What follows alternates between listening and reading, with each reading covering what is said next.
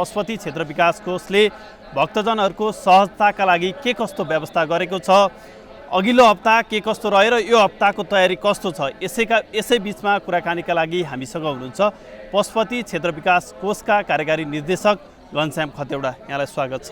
धन्यवाद। यहाँहरूले चाहिँ भक्तजनहरूको सुविधाका लागि सहजताका लागि चाहिँ के कस्तो व्यवस्था गर्नुभएको छ?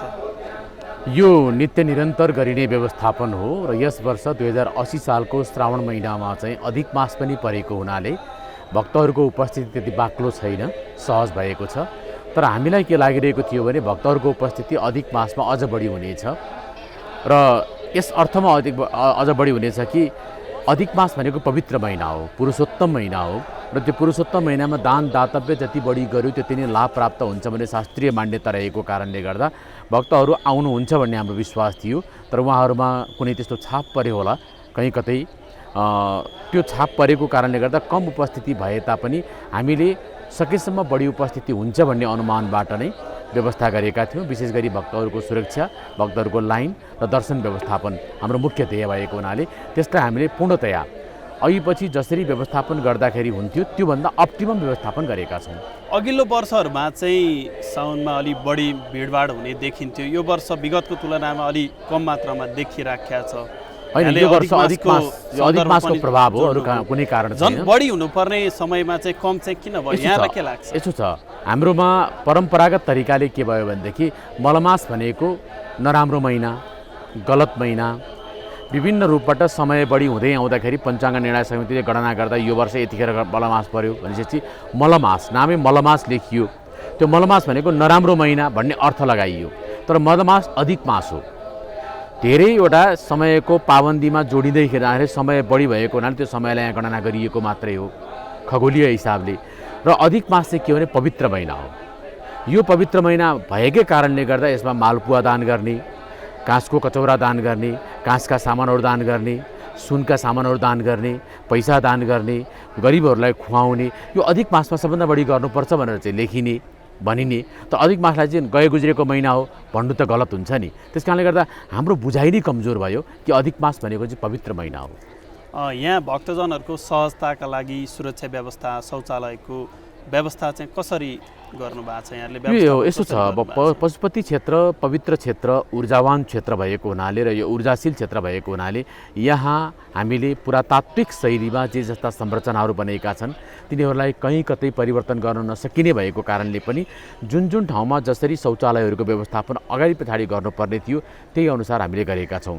विशेष गरी श्रावण महिनामा आउने भक्तहरूलाई अन्दाज गरेर हामीले छुट्टै प्रकारको शौचालय व्यवस्थापन गरेनौँ। जहाँ जहाँ हाम्रा शौचालयहरू छन् तिनी शौचालयहरूलाई अपग्रेड गर्ने, तयारी राख्ने, सफासुग्घर राख्ने कामहरू मात्रै हामीले गरेका हौँ। त्योभन्दा फरक तरिकाले गर्नुपर्ने अवस्था हामीले आवश्यकता महसुस गरेनौँ। जस्तो कि शिवरात्रिको समयमा छुट्टै शौचालयहरू राख्नुपर्ने हुन्छ, भिडभाड बढी हुन्छ, त्यस अर्थमा हामीले फरक व्यवस्थापन गर्छौँ। बाला चतुर्दशीको समयमा छुट्टै शौचालयहरू अव्यवस्थित भइरहेको कारणले गर्दा व्यवस्थित बनाउनु पर्ने हुन्छ र टेम्पोररी शौचालय बनाउनु पर्ने हुन्छ, त्यो बनाउँछौँ। त्यसै गरी तीजको बेलामा यहाँ त्यति धेरै शौचालयहरूको आवश्यकता परिरहँदैन, किनभने त्यो दिन पानी समेत नखाने बार भएको कारणले गर्दा, दिन भएको कारणले गर्दा नि त्यति धेरै शौचालयको आवश्यकता बोध हुँदैन। अब यो साउन महिनाको सोमबार पनि त्यस्तो धेरै शौचालयको आवश्यकता हामीले बोध गरेनौँ र भइरहेका शौचालयहरूलाई अपग्रेड गऱ्यौँ। किनभनेदेखि आउनुहुने भक्तहरूलाई पुग्न सक्ने अनुमान हामीले गरेका छौँ र पशुपति क्षेत्रमा खोज्दै जाँदाखेरि जहाँ उभियो त्यहीँ शौचालय त आउँदैन, तर खोज्दै जाँदा चाहना राख्दा सोद्धाखेरि र साइनबोर्डहरू हेर्दाखेरि हामीले झन्डै 50वटा शौचालयहरू कुना काप्चामा रहेका छन्, त्यसलाई खोज्न सक्नु पर्दछ। अघिल्लो सोमबार दर्शनार्थीको चाप कस्तो थियो र अहिले कस्तो छ? अघिल्लो सोमबार पहिलो सोमबार पनि भएको हुनाले दर्शनार्थीको चाप अलिकति बढी थियो र त्यो दिन औँसी पनि परेको थियो, सोमबारे औँसी पनि परेको हुनाले गर्दा अलिकति दर्शनार्थीहरूको सङ्ख्या बढ्नु स्वाभाविक भएको थियो र यो सोमबार आजको दिन अलिक दर्शनार्थीको सङ्ख्या कम छ। यस अर्थमा अगाडि मैले भने यो मलमासको प्रभाव भन्ने मात्रै हो, तर मलमास भनेको वास्तवमा पवित्र महिना हो। यो महिनामा अझ बढी भगवानको दर्शन गर्नुपर्दछ। यो सोमबारमा चाहिँ अहिलेसम्म कति भक्तजनहरूले चाहिँ पशुपति पशुपति क्षेत्रको चाहिँ दर्शन गर्नुभयो, पशुपतिमा आउने यसलाई हामीले अनुमान मात्रै गर्ने गरेका छौँ, हामीले खासै गणना गर्ने गरेका छैनौँ। यो हाम्रो अनुमान के छ भने लाइनलाई अधिकतम छिटो चलाउँदाखेरि प्रति 1 सेकेन्डमा एउटा लाइनबाट 25 जनासम्मले दर्शन गर्छन् हाम्रो महाशिवरात्रिको समयमा। हामीले त्यसरी गणना गर्छौँ। तर यहाँ त हतार पनि छैन, बिस्तारै गरिरहेको अवस्था छ भने चाहिँ 1 सेकेन्डमा 25 जना पुगेको छैन। तर प्रति 1 सेकेन्डमा 10 जनाको हिसाब हामी राख्न सक्दछौँ र अनुमान गरौँ बिहान 3 बजेदेखि मन्दिर खुलेको छ, अहिले 10 बज्न लागिसकेको छ र 3 बजेदेखि झन्डै 7 घन्टाको अन्तरमा प्रति मिनेटमा हामीले हिसाब लगाउँदा, प्रति सेकेन्डमा हामीले हिसाब लगाउँदाखेरि मानौ 10 जना 1 मिनेटमा 20-30 जनाको हिसाब लगायौँ भने कति हुन सक्ला, त्यसलाई क्यालकुलेसन आफै गर्न सक्नुहुन्छ। हामीले एकिन सङ्ख्या यति नै भन्न सक्दैनौँ। अहिले पशुपति क्षेत्र विकास कोषले जुन खालको व्यवस्थापन गरेको छ, भक्तजनहरू उत्साहित पनि हुनुहुन्छ। उत्साहित हुँदाहुँदै पनि कतिपय अवस्थामा चाहिँ भक्तजनहरू झुक्किने, हराउने घटनाहरू पनि आइराखेका छन्। त्यसलाई चाहिँ व्यवस्थापन कसरी गर्नु? त्यही भएर हामीले माइकिङ सिस्टम खोजखबर कक्ष पनि सञ्चालन गरिरहेका छौँ। त्यसमा केही कुराहरू भन्नु पर्यो। विशेष गरी अहिले नराम्रो वा राम्रो कसरी भन्ने यसलाई एउटा नयाँ कल्चर डेभलप भएको छ।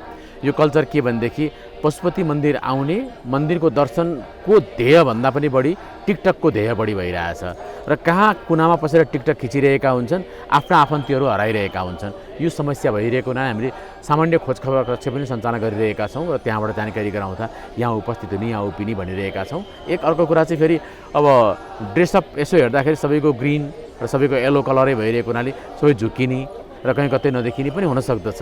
त्यसलाई त्यति अव्यवस्था भन्न मिल्दैन, व्यवस्थितै छ। यहाँहरूले व्यवस्था गर्दा गर्दै पनि हराइरहेका यो स्वाभाविक हो, तर हराउनु भएको छैन। त्यस्तो अप्रिय घटना घट्ने तरिकाले हराउनु भएको छैन। बालबालिकाहरू आउनुभएकै छैन सामान्य हिसाबमा। आउनुभएका र हराउनुभएकालाई हामीले खोज्ने व्यवस्था पनि गरेका छौँ।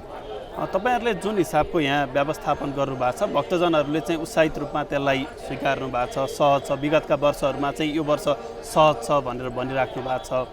नेपाल लगायत भारतबाट पनि भक्तजनहरू आइराख्नु भएको छ। उहाँहरूलाई चाहिँ सहजताका लागि अरू केही व्यवस्थापन छ कि छैन? सबैभन्दा महत्त्वपूर्ण विषय यहाँले उठान गर्नुभयो। नेपाल काठमाडौँ उपत्यकाभित्र रहनुभएकाहरू वा काठमाडौँ उपत्यकामा आफ्नो आफन्ती भेट्न बाहिरबाट आउनुभएकाहरू सोमबारको दर्शन गर्नुपर्दछ भनेर आउने परम्परा पहिलेदेखि नै थियो।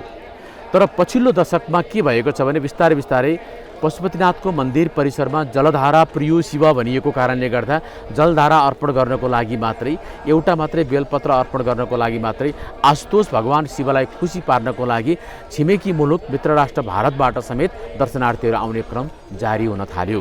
यो एउटा पर्यटन प्रवर्धनको महत्त्वपूर्ण खुर्किलो पनि बन्यो, जसलाई हामीले श्रावणी मेलाको रूपमा, श्रावणका सोमबारे मेलाको रूपमा सुरुवातदेखि नै प्रचार प्रसार आरम्भ गऱ्यौँ र हाम्रा नीति तथा कार्यक्रममा पनि यसलाई फरक तरिकाले व्यवस्थापन गर्ने कार्यक्रम आरम्भ गऱ्यौँ। जसको कारणले गर्दा गत वर्ष भारतीय पर्यटकहरू जुन मात्रामा आउनुभएको थियो त्यो मात्रा चाहिँ आइपुग्नु भएको छैन। अहिले उहाँहरूलाई पनि अधिक मास लागेको हुन सक्दछ। तर यो सुखद पक्ष के हो भने आध्यात्मिक पर्यटन प्रवर्धन गर्नको लागि छिमेकी मुलुक वा तेस्रो मुलुकबाट हिन्दू धर्मावलम्बीहरू भगवान पशुपतिनाथको दर्शन गर्नको लागि श्रावण महिनाको सोमबारमा आउन थाल्नु भएको छ। विगतका वर्षहरूमा चाहिँ कति जति भारतीय पर्यटकहरू धार्मिक होइन, विगत वर्षहरूमा अहिले तपाईले यो दृश्य उहाँहरूको हजुर आउने क्रम चाहिँ कस्तो छ? कुन विगत वर्षहरू यहाँ देखिरहेको दृश्य अनुसार जुन खाली ठाउँहरू थिए यहाँ करिब करिब खुट्टो टेक्ने ठाउँ हुँदैन त्यो सोमबारका दिन। आज हामीले देखिरहेका छौँ खुट्टो टेक्ने ठाउँ छ भनेपछि विगतको तुलनामा यस वर्ष घटेको छ। विगतका वर्षहरूमा चाहिँ धार्मिक पर्यटक घट्नु, नेपालीहरू नै मन्दिर जान चाहिँ अब यो अधिक मास मलमासका कारणले गर्दाखेरि नआउनु, यसलाई चाहिँ हामीले बुझाउन सकिएन। नआउनु भन्दा बुझाउन नसकिएको हो, किनभने हाम्रा शास्त्रवेत्ताहरूले यसो हुन्छ। अब पञ्चाङ्ग निर्णायक समितिले अधिक मास भनेर देखाइसकेपछि ज्योतिषीय खगोलीय गणनाको हिसाबले गर्दा एउटा समय किटान भइसकेपछि त्यो कुरा समयान्तरमा आउने कुरा हो मलमास। र मलमासमा यो गर्नुहुन्छ यो गर्नु हुँदैन, यी कामहरू पवित्र हुन् यी कामहरू पवित्र होइनन् भनेर जसले छुट्याइदियो त्यो गलत हो। म भन्छु मलमास भनेको पवित्र महिना हो। यो महिनामा कुनै पनि प्रकारको साइतहरू हेरिरहनु पर्दैन। केही गर्न छ भनेदेखि यसले कुनै गलत प्रभाव पार्दैन। यो गलत प्रभाव पार्ने महिना हुँदै होइन। तर हामीले घर घरमा के थाहा पाएन भने मलमासमा चाहिँ यज्ञ यागादि गर्नु हुँदैन। तपाईँले अगाडि सुनिरहनु छ रुद्री भइरहेको छ यहाँ। तपाईँले देखिरहनु भएको सबै हिन्दू धर्मावलम्बी नेपाली आइरहनु भएको छ यहाँ। तपाईँले देखिरहनु भएको छ हिन्दू धर्मावलम्बी इन्डियनहरू आइरहनु भएको छ यहाँ। कि उहाँहरूलाई चाहिँ मलमास लाग्दैन त? लाग्नुपर्ने हो नि। यसको मतलब बुझाइको कमजोरी हो हाम्रो। म भन्छु आशुतोष भगवान शिवको ज्योतिर्लिङ्ग जलधारा प्रिय हो, जलधाराको लागि ज्यादै रुचाउनुहुन्छ, शीतलता ज्यादै रुचाउनुहुन्छ, उहाँले बिल्लपत्र ज्यादै रुचाउनुहुन्छ। बेलको पात र जलधारा मात्रै शिवजीलाई चढाउँदाखेरि शिवजीको प्रीति हुने भएको कारणले गर्दा बोलबमवाला एउटा समूहले बोलबमको नारा गुन्जाउँदै गुन्जाउँदै सुन्दरी जलबाट पवित्र जल ल्याएर भगवान शिवमा समर्पण गर्ने कार्यक्रमहरू पनि हुने गरेको छ। हामीले एकदम उचित व्यवस्थापन गरेका छौँ। सुन्दरी जलबाट खाली खुट्टा पैदल हिँडेर चाहिँ बोलबमको ड्रेस लगाएर चाहिँ आउनुहुन्छ, उहाँहरूका लागि चाहिँ कसरी व्यवस्थापन? उहाँहरू आउँदाखेरि उहाँहरूलाई हामीले लाइनमा राख्दैनौँ, उहाँहरू भित्र सिधै जानुहुन्छ र उहाँहरूले दर्शन गर्नुहुन्छ। उहाँहरूले ल्याउनुभएका जललाई उहाँहरूबाटै चढाउन लाउँदैनौँ हामीले।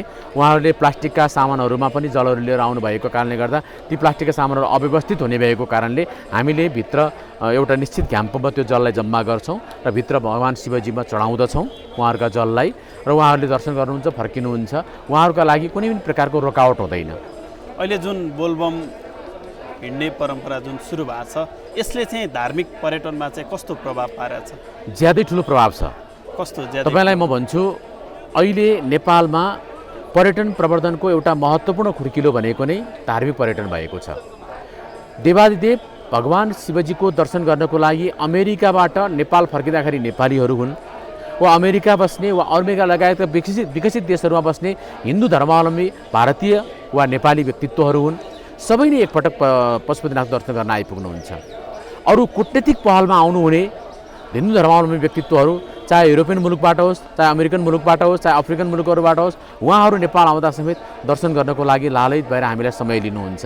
हामी उहाँहरूलाई रेस्पेक्टफुल्ली दर्शन गराउने गर्दछौँ। भने मेरो भनाइ के भनेदेखि आध्यात्मिक रूपमा भगवान पशुपतिनाथको दर्शन गर्नको लागि सबै धर्मावलम्बीहरू लालयित हुनुहुन्छ, तर सबै धर्मावलम्बीलाई हामीले प्रवेश दिँदैनौँ।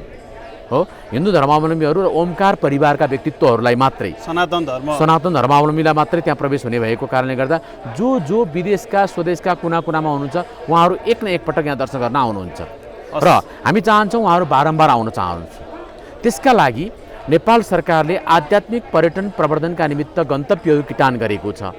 जस्तो कि मुक्तिनाथ सँगसँगै अब दोलखा भीमेश्वर, त्यसै गरी कुशेश्वर, पशुपतिनाथको दर्शन गरिसकेपछि गर्नुपर्ने ठाउँहरू हुन् भनेर हामीले किटान गर्नुपर्ने र ती ठाउँको पर्यटन प्रवर्धन गर्नुपर्ने, दुप्चेश्वरको दर्शनको प्रवर्धन गर्नुपर्ने ठाउँहरू रहेका छन्। जति पनि 12 ज्योतिर्लिङ्ग छन् ती नेपालमै छन्। शिव सर्किट जहाँ छ त्यो नेपालभित्रै पूर्णता हुन्छ। यी कुराहरू हामीले पर्यटन प्रवर्धनको लागि प्रचार गऱ्यौँ भनेदेखि अब नेपालको एउटा महत्त्वपूर्ण अङ्ग, पर्यटनको एउटा महत्त्वपूर्ण खुड्किलो भनेको नै आध्यात्मिक पर्यटन हुन्छ भन्ने हाम्रो विश्वास हो। हस्, यहाँको महत्त्वपूर्ण समय र जानकारीको लागि धन्यवाद। धेरै धेरै धन्यवाद यहाँलाई पनि।